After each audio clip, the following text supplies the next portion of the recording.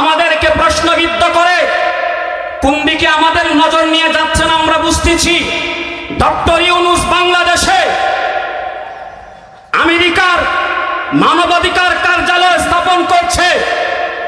Doctor Yunus জাতিসংঘের মানবাধিকার কার্যালয় স্থাপন করেছে।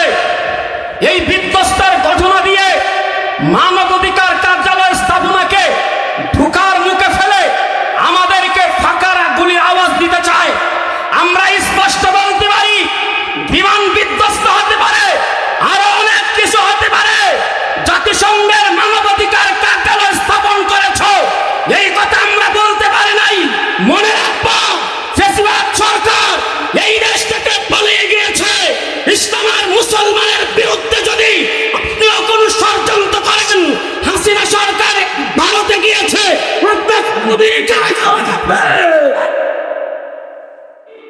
ওই মুসলিম যুবকেরা নতুন শপথ গ্রহণ করা লাগবে।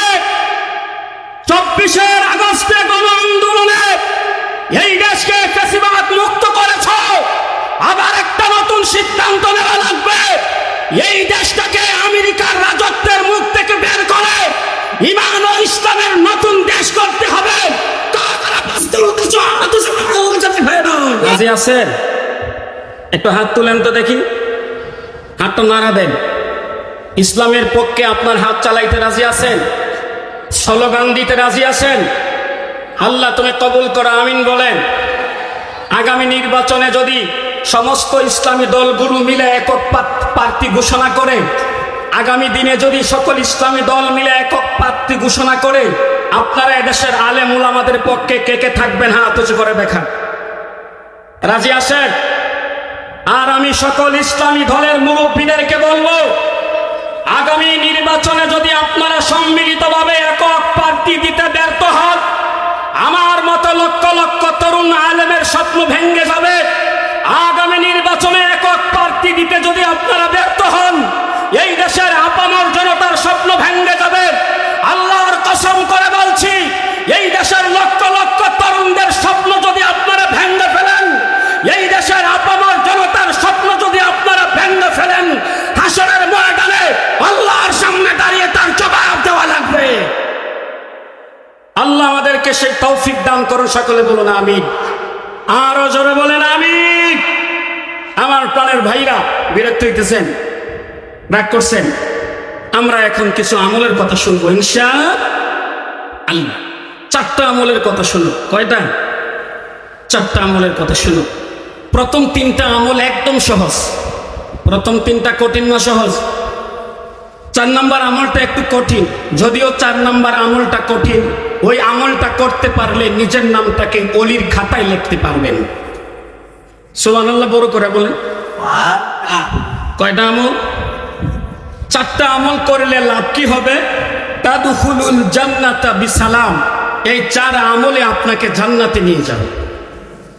সুবহানাল্লাহ কোন? 1 নম্বর আমল আফসুস সালাম। এ আজমিরগঞ্জের যুবক ভাই, বৃদ্ধ বাবা, দিলের কান লাগায় কথাগুলো শুনবেন। আজকের বয়ানটা হয়তো কারো জিন্দেগির শেষ বয়ান হয়ে যেতে পারে। প্রতিদিন পত্রিকার পাতায় খবর নিয়ে দেখেন, প্রতিদিন ফজরের নামাজের পরে এলাকায় খবর নিয়ে দেখেন, 1 জন 2 জন 10 জন 20 জনের ইন্তেকালের খবর পাওয়া যায়। আজকের এই বয়ানটাও আপনার জীবনের শেষ বয়ান হতে পারে, আপনি জানেন না। আপনি বয়ান শুনতেছেন, আপনার কাপড়ের কাপড় আজমিরগঞ্জের বাজারে চলে আসছে, আপনি পয়সা পয়সা বয়ান শুনতেছেন, আপনার শেষ গোসলের পানিটা পুকুরে চলে আইছে।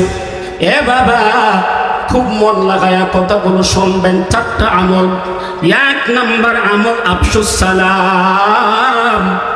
পয়গম্বর বলেন, এক মুসলমান যদি আরেক মুসলমানকে সালাম দেওয়ার অভ্যাসে অভ্যস্ত হতে পারে, এক মুসলমান আরেক মুসলমানকে দেখলে যদি সালাম দেয়, তাদখুলুল জান্নাতা বিসালাম, এই লোকটা নিরাপদে জান্নাতের মেহমান হয়ে যাবে।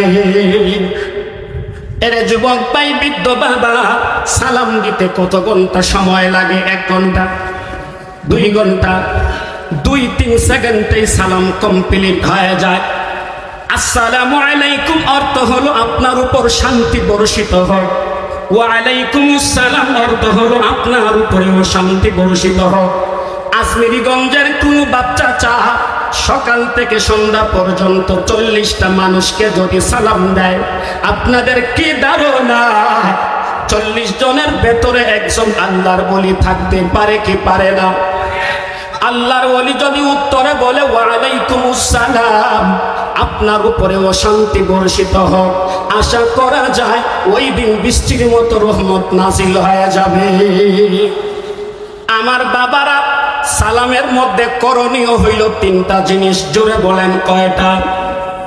অনেকেই কথা বলতেছেন না, জোরে বলেন কয়টা? আগে আগে সালাম দেওয়া, জুড়ে জুড়ে সালাম দেওয়া, সদ্য করে সালাম দেওয়া। হ্যাঁ, আচ্ছা যাক যাক যাক, তাড়াতাড়ি যাক। আমাদের কারেন্টের ভোল্টেজ কম, অপারেটর জেনারেটর চালু করবে। এর ভেতরে আমরা একটু জিকির করি, লা ইলাহা ইল্লাল্লাহ, জুড়ে।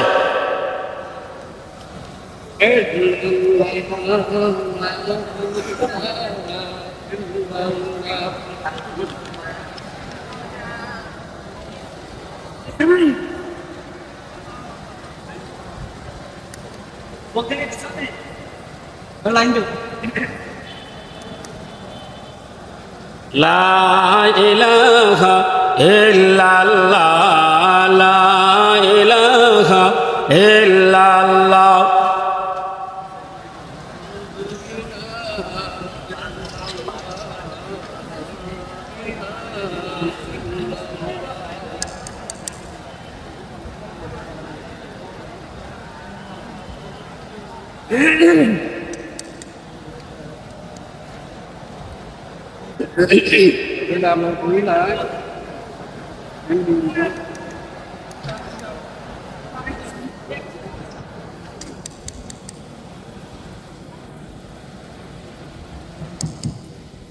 আলহামদুলিল্লাহ পড়ুন, সবাই বলেন আলহামদুলিল্লাহ। সালামের মধ্যে করণীয় হইল 3টা জিনিস। জোরে বলেন কয়টা? এ বাবা, জীবনে কত স্লোগান দিয়েছেন, নৌকার স্লোগান, দানের শীষের স্লোগান, ঈগল পাখির স্লোগান দিচ্ছেন না? আজকে আমার সাথে একটা স্লোগান দেওয়া লাগবে, লজ্জা শরম বাদ দিতে হবে। বলেন, আগে আগে সালাম দেওয়া, জুড়ে জুড়ে সালাম দেওয়া, সদ্য করে সালাম দেওয়া।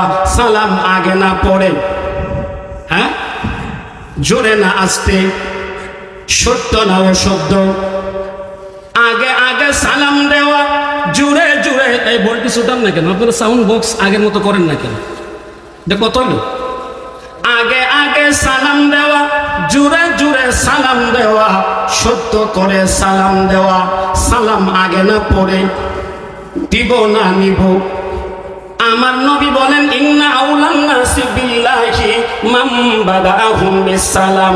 যেই লোকটা মানুষকে আগে আগে সালাম দেয়, আল্লাহ তাআলার কাছে সব চাইতে বেশি প্রিয় হইয়া যায়।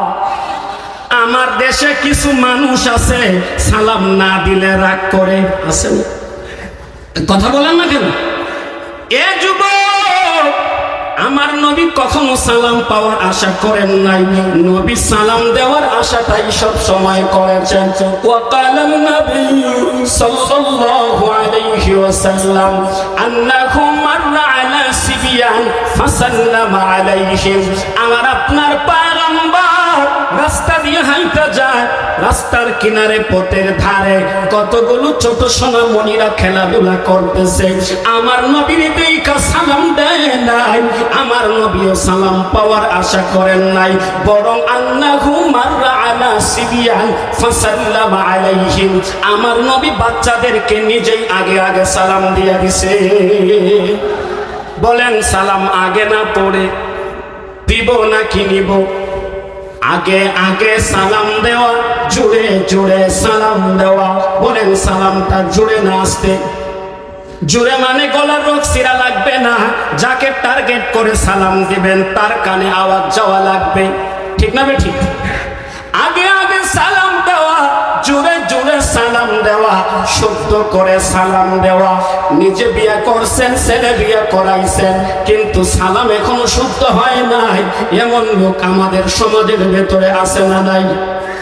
সালাম শুদ্ধ করে দিলে সওয়াব না গুনাহ? এ বাবা, সালামের তিনটা ক্যাটাগরি আছে। এক সালামে 10 নেকি, আরেক সালামে 20 নেকি, আরেক সালামে 30 নেকি। আল্লাহু আকবার।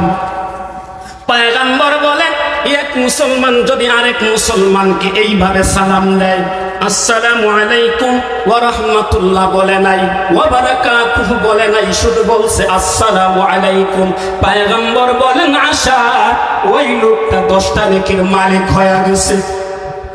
কেউ যদি আসসালামু আলাইকুম এর পা ওয়া রাহমাতুল্লাহ শব্দটা যুক্ত করে সালাম দেয়, পয়গম্বর বলেন ইশিরুন, ওই লোকটা 20টা নেকির মালিক হয়ে গেছে। কেউ যদি ওয়া রাহমাতুল্লাহর পা ওয়া বারাকাতুহু শব্দটা যুক্ত করে সালাম দেয়, পয়গম্বর বলেন সালাসুন, ওই লোকটা 30টা নেকির মালিক হয়ে গেছে। আগে আগে সালাম দেওয়া, জুড়ে জুড়ে সালাম দেওয়া, শুদ্ধ করে সালাম দেওয়া 1 নাম্বার আমল সালাম। বলেন আগে না পড়ে? সবাই বলেন, জোরে না আস্তে, শুদ্ধ না অশুদ্ধ? 2 নাম্বার আমল আতইমুত তুআম, মানুষদেরকে মেহমানদারি করানো। পয়গম্বর বলেন, এরা আমার উম্মত, মানুষকে যদি মেহমানদারি করাইতে পারো, নিরাপদে জান্নাতে যাইতে পারো। মেহমানদারি করানো কয়টা গেছে? 1 নাম্বার সালাম দেওয়া, 2 নাম্বার মেহমানদারি করানো, 3 নাম্বার ওয়াসিলুল আরহাম, আত্মীয়তা রক্ষা করা। আমার পয়গম্বর বলে, রে উম্মত, আত্মীয়তা যদি রক্ষা করতে পারো, নিরাপদে জান্নাতে যাইতে পারবা। আজকে তো আত্মীয়তার কোনো পরিচয় আমাদের মধ্যে নাই। ওই যে শোনেন নাই চট্টগ্রামের ঘটনা, এক কুলাঙ্গার সন্তান লাইসেন্স করা পিস্তল দিয়া মায়ের মাথায় গুলি করলো। প্রথম গুলিটা মিসফায়ার হয়ে গেল, আবার সে মায়ের মাথায় গুলি করলো। মা জোরহাত করে বলে, বাবা খবরদার, আমি তোর মা, আমার গায়ে তুই গুলি চালাস না। বাবারে প্রয়োজনে তোর ঘর আমি ছেড়ে চলে যাব।